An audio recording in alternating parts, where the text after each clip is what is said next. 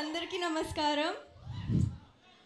ఏంట్రా మీరంతా power star Pawan Kalyan గారు ఫ్యాన్స్ అంటే చింపేస్తారు, అరుస్తారు. నాకు తెలుసు, విన్నాను, కానీ ఇది ఫస్ట్ టైం చూడటం నాకు.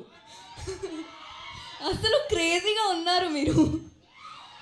అండ్ నేను తెలుగు అమ్మాయి కాకపోయినా ఈ ఫిల్మ్ టీంతో వర్క్ చేసి అంజి గారు గైడెన్స్తో వర్క్ చేసి నేను తెలుగు అమ్మాయి అయిపోయాను ఇప్పుడు.